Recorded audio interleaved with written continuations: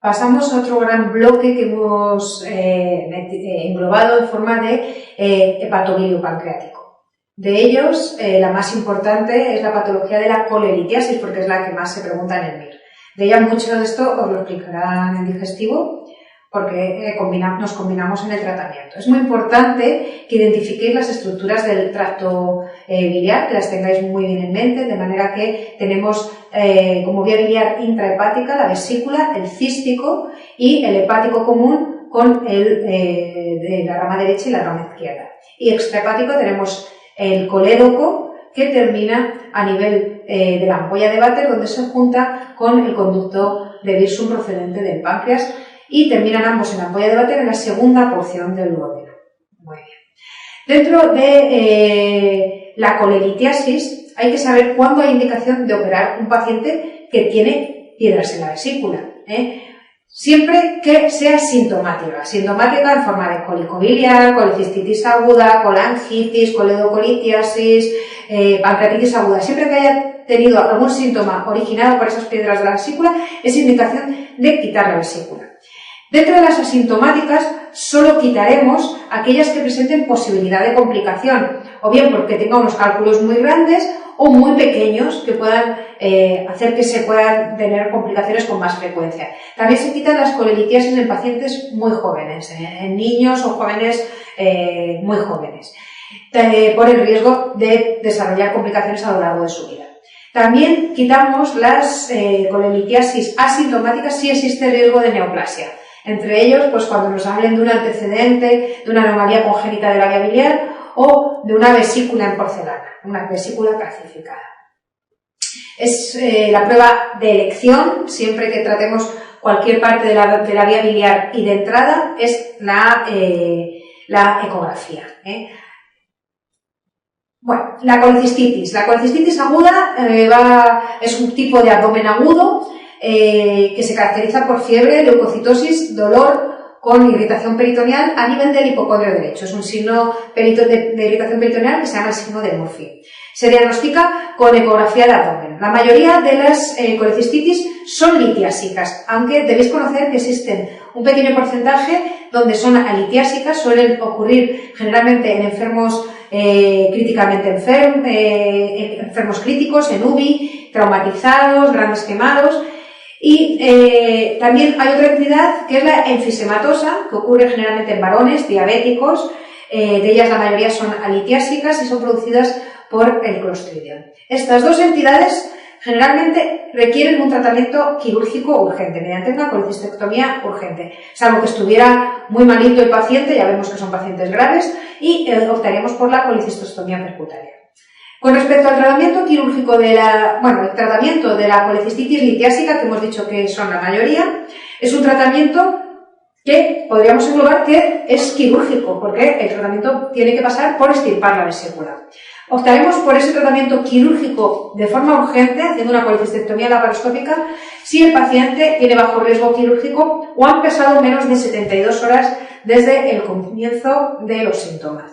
Para el resto de pacientes o pacientes en los que no podamos operar de entrada, por ejemplo, porque no haya hueco durante la urgencia, porque el paciente tenga que prepararse, etcétera, optaremos por un tratamiento médico a base de antibióticos, dieta absoluta y analgésicos no opiáceos, reservando en estos casos la cirugía a los casos en los que vaya mal por esta vía. La pregunta 31 del test nos habla de que la combinación de dolor abdominal, distensión abdominal, náuseas, vómitos y aerobilia ha de hacernos pensar nos da varias opciones, pero lo que nos deben hacer pensar es en la presencia de una fístula entre el tracto biliar y el tracto digestivo, que eso caracteriza la aerobilia, que es la presencia de aire en la vía biliar. Bien, una obstrucción intestinal y aerobilia debe hacernos pensar de que se ha salido un cálculo de la vía biliar y se ha ido a alojar en el intestino delgado. Si la obstrucción es alta, es decir, que el cálculo se haya quedado impactado en el duodeno, eso es un síndrome de Bovelet. Si la obstrucción se produce porque el cálculo se queda atrapado en el ilion, eso es un ilio biliar. Ambos son tratamiento quirúrgico, que lo que tratas de hacer es abrir el tubo digestivo para extraer el cálculo, es decir, una enterotomía, y luego se extrae el cálculo y se hace una enterorrafia, ¿de acuerdo? Y posteriormente se trata el origen, que es la vesícula con su fístula. Por lo tanto, la vesícula puede fistulizar hacia el intestino, puede fistulizar también hacia la vía biliar. Si fistuliza hacia la vía biliar es lo que conocemos como un síndrome de Mirici. En este caso se trata de un dolor abdominal con distensión abdominal y vómitos y aeromilia. De entre las dos opciones que barajamos, que es el síndrome de Burberet y el hilo biliar, nos quedamos con el hilo biliar porque en general un síndrome de Burberet no nos haría una distensión abdominal, simplemente una distensión gástrica, porque la obstrucción es proximal a nivel del duodeno.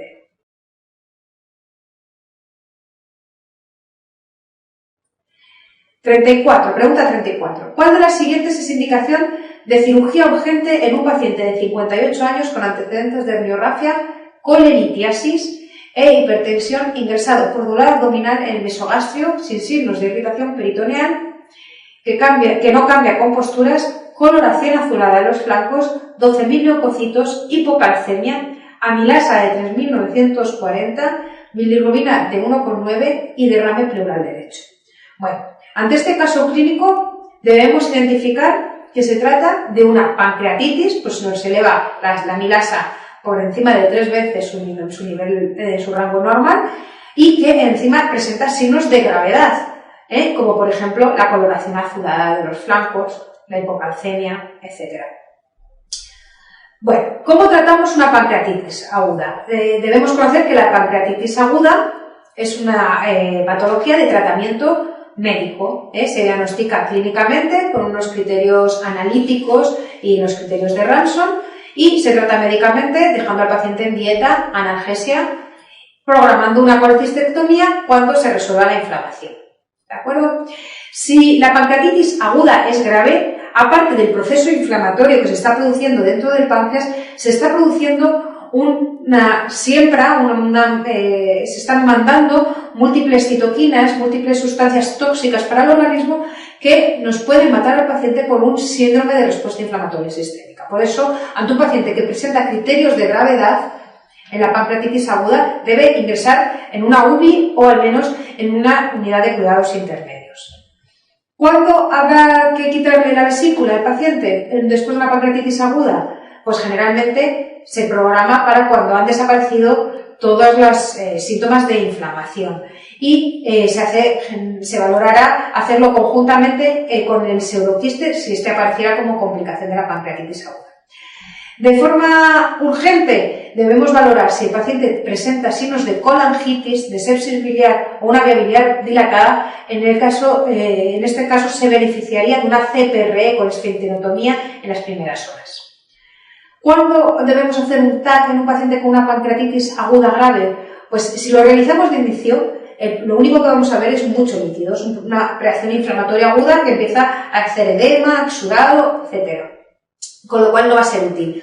Lo que queremos objetivar en el TAC, que puede ser que nos pueda cambiar la actitud terapéutica, es la existencia de necrosis. Para ello debemos esperar al menos 72 horas para que se pueda instaurar. No es útil hacer un TAC antes de las 72 horas. De esta necrosis, ¿cuándo se debe pinchar? Pues cuando el paciente vaya mal y sospechemos signos de que se haya podido infectar.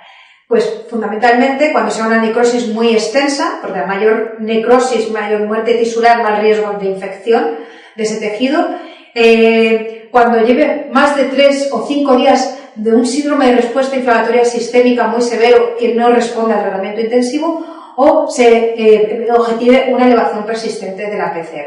En esas condiciones se le pide al radiólogo que pinche con una aguja fina la necrosis pancreática y la mande a cultivar. Porque es en la necrosis pancreática infectada la principal indicación de cirugía, la principal indicación quirúrgica en un paciente con pancreatitis aguda grave. Cuando objetivemos una infección de la necrosis, es decir, que el cultivo de esa necrosis va a dar gérmenes, o bien que en las pruebas de imagen, es decir, en el TAC, veamos aire, absceso dentro del páncreas, indicaremos la cirugía. La cirugía es la necrosectomía limitada y el lavado de la cavidad. ¿Qué significa esto? Pues estamos hablando de un páncreas que se está autodigiriendo. Los libros lo definen como en forma de pasta de anchoas, es decir, un magma digerido que no tiene consistencia prácticamente y que encima está englobando a los vasos mesentéricos. La necrosectomía es simplemente abrir la cavidad de los epiplones, la transcavidad, caer sobre el páncreas con una gasita húmeda, eliminar el espacelo que se desprenda fácilmente y que esté ahí sobre el páncreas, y sobre todo lo importante es dejarle un drenaje gordo de entrada y un drenaje gordo de salida, a través del cual vamos a hacer un lavado continuo de la cavidad abdominal que nos permita limpiar esa infección, ese absceso pancreático que está ahí dentro. Este abordaje recientemente se está haciendo cada vez es más aceptado hacerlo por vía laparoscópica, por un abordaje retroperitoneal. Se mete el endoscopio, el laparoscopio, y se hace una necrosectomía muy limitada y se deja el drenaje para los lavados, mediante este abordaje mínimamente invasivo. La otra indicación de cirugía en una pancreatitis grave es la existencia de un síndrome compartimental. ¿Qué significa esto? Pues pensad en este paciente con una pancreatitis aguda que no hace nada más que echar líquido, aparte el abdomen, el peritoneo reacciona, y cuando hay algo que le está alterando hace un hilio paralítico muy importante. Esto produce un aumento de la presión dentro del abdomen. Los intensivistas, a través del catéter de la orina, le meten un catéter de presión y objetivan la presión o hacer un cálculo de la presión que se está habiendo dentro de la tripa. Si esta presión supera los 20 milímetros de mercurio y existe fracaso de un órgano, del riñón, isquemia intestinal, fracaso respiratorio, etc., hay indicación de hacer una cirugía descompresiva del abdomen, es decir, abrir la pared abdominal, lo que se llama una laparostomía. Abdomen abierto, bolsa de Bogotá, etc., con el objetivo de descomprimir el abdomen para que este aumento de presión no empeore todavía más el síndrome de respuesta inflamatoria sistémica al que se está viendo sometido el paciente. Entonces, con respecto a la pregunta 34, que nos preguntan cuál es indicación de cirugía en un paciente con pancreatitis aguda grave, nos hablan de la respuesta número 1, no control del dolor con AINES en dosis plenas. Eso no es una indicación de cirugía, así como la dilatación de asas de intestino delgado en la radiografía de abdomen y distensión abdominal tampoco lo es, ni la aparición de un dolor que aumenta la palpación y vómitos, aumento de la bilirrubina, ni aparición de ictericia. O sea, la 1, la 2 y la 3 las descartamos. Y la 4 nos dicen imagen de borramiento de la grasa del área pancreática rectal con posibles zonas de necrosis. La necrosis en sí no es indicación de cirugía. Tiene que comprobarse que esa necrosis está infectada para someter al paciente a una necrosectomía limitada con lavado continuo de la cavidad abdominal. Por lo tanto, la única indicación de cirugía en esta pregunta es la 5, la existencia de una necrosis peripancreática rectal con cultivo positivo tras la punción. Con respecto a las complicaciones que puede desarrollar un paciente después de una pancreatitis aguda, vamos a destacar el pseudoquiste por ser lo que más han preguntado. El pseudoquiste es una colección de líquido pancreático rodeado de una pared fibrosa que no tiene epitelio y que generalmente se debe a una disrupción del conducto pancreático donde se establece una comunicación entre el conducto y el pseudoquiste, que es lo que hace que ese pseudoquiste se perpetúe. Hay que diferenciarlo de lo que es una colección pancreática. Después de una pancreatitis aguda es frecuente que quede líquido de edema, líquido de la inflamación dentro del páncreas, pero no se ha establecido esa comunicación con el conducto pancreático. La mejor forma de diferenciarlas es esperando el tiempo suficiente. Después de una pancreatitis aguda, si esperamos más de 6 semanas y la colección, el quiste dentro del páncreas persiste, probablemente es porque existe un pseudoquiste pancreático. Sin embargo, si esa colección tiende a disminuirse, tiende a desaparecer, es porque no era un verdadero pseudoquiste, sino que era una colección pancreática. La causa más frecuente es la pancreatitis crónica, sobre todo la alcohólica, seguida de la pancreatitis aguda y de los traumatismos. Se suele diagnosticar por TAC, aunque en el seguimiento podemos usar la ecografía. El diagnóstico diferencial lo podemos hacer con quistes de detección, que es lo que os he llamado colecciones pancreáticas, o con neoplasias quísticas. ¿De acuerdo? Debéis conocer la imagen característica, que es una colección pancreática, una colección dentro del páncreas, redondeada, sin tabiques y sin ningún elemento nada más que líquido. ¿Cómo se puede complicar un pseudoquiste? Se puede romper, se puede infectar, puede sangrar, puede producir ascitis o puede producir síntomas obstructivos tanto del tracto digestivo como del tracto biliar. ¿Justifican esas complicaciones tratar todos los pseudoquistes? Ponemos una balanza, observamos o tratamos. En principio, se ha visto que no merece la pena tratar los pseudoquistes solo por el riesgo de que se compliquen. Las indicaciones de tratamiento van a ser todos los que sean sintomáticos, todos los que crezcan, que se compliquen y los que no se puedan diferenciar de una neoplasia quística después de haber pasado 6 semanas desde un proceso de pancreatitis aguda. ¿Qué opciones terapéuticas existen? Por un lado, el tratamiento percutáneo, es decir, pinchar el pseudoquiste. Esto solo lo vamos a hacer en los pseudoquistes que estén infectados o en los abscesos pancreáticos, previo al tratamiento definitivo que ha de ser quirúrgico por tratarse de un pseudoquiste complicado. También se pueden tratar endoscópicamente. Es una técnica mucho menos agresiva, con lo cual, si podemos hacer un drenaje endoscópico del pseudoquiste, es de elección. Lo que pasa que va a depender del tamaño y de la localización. Habrá tamaños muy grandes y localizaciones muy distales que no puedan ser accesibles al tratamiento endoscópico. El tratamiento quirúrgico es el gold standard, es decir, es el tratamiento definitivo, pero lo vamos a reservar, puesto que es un tratamiento quirúrgico que puede tener complicaciones, cuando el pseudoquiste sea grande, múltiples o de localizaciones distales. Y el tratamiento quirúrgico va a consistir en derivaciones hacia el tubo digestivo, es decir, quistoadenostomía, quistogastrostomía, quistoyeyunostomías versus resecciones, es decir, quitar el páncreas con el pseudoquiste. Generalmente reservamos esas resecciones cuando asocia al pseudoquiste una pancreatitis crónica sintomática.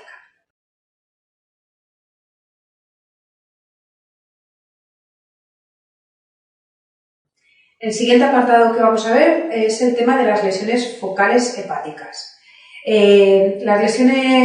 Los tumores hepáticos tienen en principio dos orígenes. Por un lado, los denominados tumores epiteliales, que se originan a partir de los hepatocitos y los conductos biliares. De entre ellos, el más frecuente de los malignos es el hepatocarcinoma en los adultos y el hepatoblastoma en los niños. Y dentro de los benignos están el adenoma y la hiperplasia nodular focal. Y luego también los tumores de las células mesenquimales, entre los que destacamos el angiosarcoma como maligno y el hemangioma como tumor benigno más frecuente.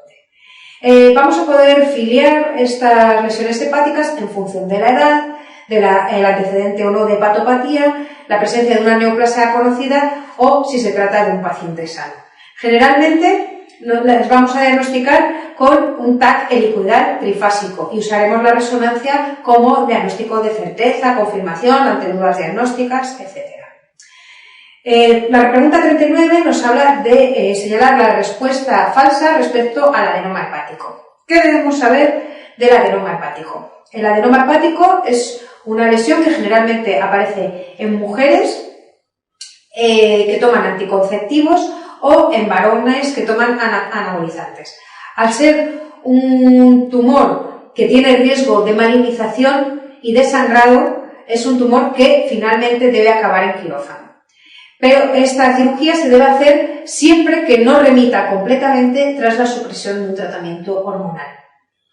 Por lo tanto, con respecto a la pregunta 39, señalar la respuesta falsa con respecto al adenoma hepático, por supuesto, existe riesgo de malignización, suele ser asintomático, el paciente típico es una mujer consumidora de anticonceptivo, a veces puede cursar con hemoperitoneo y hemos puesto como falsa que el tratamiento se basa en la resección quirúrgica, porque el tratamiento se basa en la supresión hormonal. Y si no responde, es cuando haremos la indicación quirúrgica. En la pregunta 40 nos preguntan, ¿cuál de las siguientes afirmaciones es cierta con respecto al hemangioma hepático? 1. Se relaciona con el consumo de esteroides. 2. Se diagnostica por resonancia o ecografía. 3. Suele originar ictericia por compresión biliar. 4. Puede malignizarse. Y 5. Su tratamiento es quirúrgico por el peligro de complicaciones. Con respecto al hemangioma, decir que es el tumor benigno más frecuente hepático, que hasta un 20% de la población puede tenerlo como hallazgo incidental.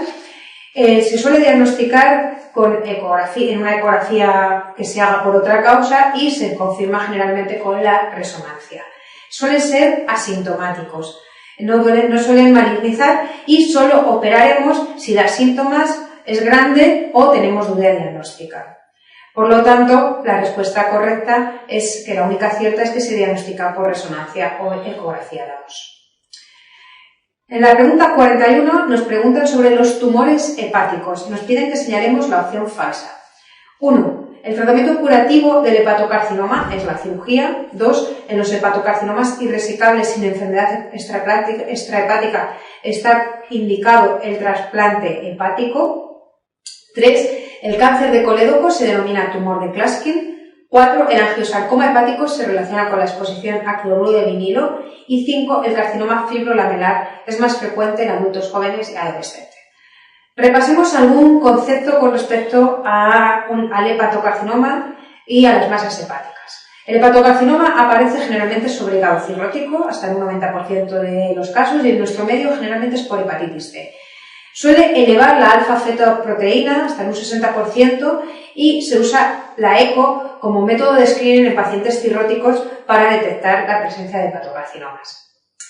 El diagnóstico final acaba haciéndose por un TAC con contraste intravenoso. Si existen dudas, haremos resonancia y rara vez hay que recurrir a la punción. Una imagen sugerente de hepatocarcinoma en un paciente cirrótico no necesita un diagnóstico de certeza histológico. El único tratamiento efectivo y curativo es la resección quirúrgica. Lo que pasa es que al tratarse de pacientes hepatópatas, la mayoría de los casos no puede ser posible por el riesgo de insuficiencia hepática postquirúrgica. De manera que reservamos la resección quirúrgica a aquellos pacientes con tumores pequeños y que no presenten hepatopatía. Y reservamos y hacemos trasplante hepático en aquellos pacientes con tumores resecables que presenten hepatopatía. Como variantes de los tumores hepáticos tenemos el tumor fibrolamelar, que es un hepatocarcinoma que aparece en pacientes jóvenes que presentan hígado sano. Tiene mejor pronóstico, que se había atribuido en principio a las características del tumor, pero que parece que se debe a la presencia de un hepatocarcinoma en un paciente sano. Estos tumores elevan poco la alfa-fetoproteína, en torno a un 10%. Recordad también que en los niños el tumor hepático más frecuente es el hepatoblastoma. Suele ocurrir en niños pequeñitos, menores de 5 años, y se suele diagnosticar por la presencia de una masa en hipocondrio derecho de crecimiento rápido. Presentan una elevación de la alfa-fetoproteína y es característico como síndrome paraneoplásico la presencia de una pubertad precoz. El único tratamiento cuando es resecable es la resección o el trasplante.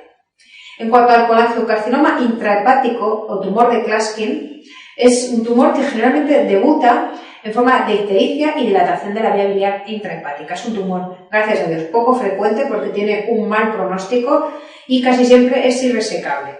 Criterios de irresecabilidad pues es la presencia de afectación vascular o presencia de enfermedad metastásica.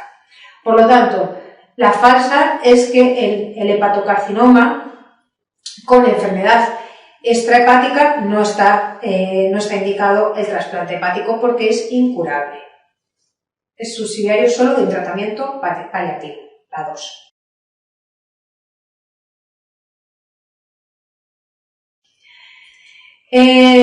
Para terminar este tema, vamos a abordar al paciente con cáncer de páncreas. Para ello, presentamos en la pregunta 44 a un paciente varón de 70 años, fumador y diabético, deprimido desde hace 2 meses y que es estudiado en la consulta de digestivo por pérdida de peso y dolor epigástrico opresivo que se irradia a la espalda. El enfermo está ictérico y la exploración abdominal es anodina. ¿Qué prueba no nos ayudaría en este caso? Nos plantean la TAC, la CPRE con cepillado de la vía biliar y citología, la 3 la eco abdominal, 4 la ecoendoscopia y 5 la gammagrafía con tecnecio 99. La ecografía es la prueba inicial en todo paciente con ictericia obstructiva, que vamos a objetivarla por una bilirrubina elevada, una fosfatasa alcalina y una GGT elevada. Estos son las enzimas de la colestasis. Bueno, en la ecografía, si la ecografía nos presenta una dilatación de la vía biliar intra y extrahepática con coleritiasis en un paciente ictérico, lo más frecuente es que se trate de una coledocolitiasis. Si la ecografía nos demuestra una vía biliar intra y extrahepática dilatada sin coledocolitiasis, lo más frecuente es que se trate de un tumor de la cabeza del páncreas, que deberemos confirmar con un TAC o con una CPRE. Y si la ecografía nos demuestra una dilatación de la vía biliar intrahepática, pero no extrahepática, lo que tenemos que hacer es un TAC para intentar buscar un tumor dentro del páncreas, un tumor dentro del hígado. Se trataría entonces de un colangiocarcinoma iliar o tumor de Klatskin o un tumor en la vesícula y nos trataríamos de un carcinoma, un adenocarcinoma de vesícula biliar. Ante este paciente, por lo tanto, la que no nos ayudaría ante un paciente ictérico con sospecha neoplásica es una gammografía con tecnecio 99, la 5. Bueno, ante un paciente que presenta posibilidad de tener un ampuloma, es decir, un tumor pequeño que esté a nivel de lo que denominamos la ampolla, tenemos que hacer valorar 4 posibilidades de tumores. Primero, que se trate de un colangiocarcinoma distal, un tumor dentro de la propia ampolla, un adenocarcinoma ampular, ampuloma propiamente dicho. Un tumor pequeñito de la cabeza del páncreas, que es el más frecuente, o un carcinoma dentro del duodeno próximo a la ampolla. Todos ellos se caracterizan por la ictericia progresiva. Dentro de los tumores de los ampulomas, el páncreas es el más mortal. Se caracteriza por la presencia de ictericia, dolor, pérdida de peso y hay un dato muy simbólico que es que el paciente se deprime. Aparece el signo de Corbusier-Terrier, que es simplemente por esa dilatación de la vía biliar se palpa la vesícula. El diagnóstico se debe hacer con un TAC con contraste UV que nos va a permitir ver la masa en el páncreas y estratificarlo. No es necesaria la confirmación de malignidad. Un paciente ictérico con una masa pancreática es un carcinoma de páncreas. Si es un tumor muy chiquitito, vamos a tener que recurrir a la CPRE y a la ecoendoscopia si no se objetiva la masa mediante el TAC. Usaremos como marcador tumoral el CA199 y operaremos aquellos tumores que tienen la enfermedad confinada al páncreas, es decir, los tumores resecables. La técnica de elección para tumores de la cabeza de páncreas y ampuloma es el Whipple. Si se trata de otro tipo de ampuloma que sea un colangiocarcinoma distal, se van a caracterizar por la presencia de ictericia y de síndrome constitucional. Si es un ampuloma propiamente dicho, se caracteriza por la presencia de una ictericia intermitente, porque a veces se obstruye la ampolla y otras veces se queda libre. Y los ampulomas situados en el duodeno suelen producir hemorragia digestiva, objetivada por melenas, objetivada por sangre oculta en heces positiva, etc. De todos estos ampulomas y de los tumores de la cabeza del páncreas que sean resecables, la técnica de elección es la duodenopancreatectomía cefálica o técnica de Whipple. Es una técnica quirúrgica compleja en la que hacemos una resección de la cabeza del páncreas, del duodeno, de la vía biliar, con lo cual, cuando nos planteamos la reconstrucción, tenemos que reconstruir varios segmentos del tubo digestivo. Se hace en forma de Eider-Russ subiendo un asa y haciendo una anastomosis, la primera, que recoja la secreción pancreática. Una segunda anastomosis con la vía biliar y una tercera anastomosis que continúe con el tubo digestivo, una gastro o duodeno enterostomía. Por lo tanto, entendéis que es una técnica con elevada morbilidad, Fundamentalmente las dos complicaciones más características son la fístula pancreática, que generalmente se trata de forma conservadora, drenándola y con sustancias que disminuyan la secreción pancreática, como la somatostatina. Y es la más frecuente de las complicaciones de esta técnica. Pero también se pueden producir otro como el retraso del vaciamiento gástrico.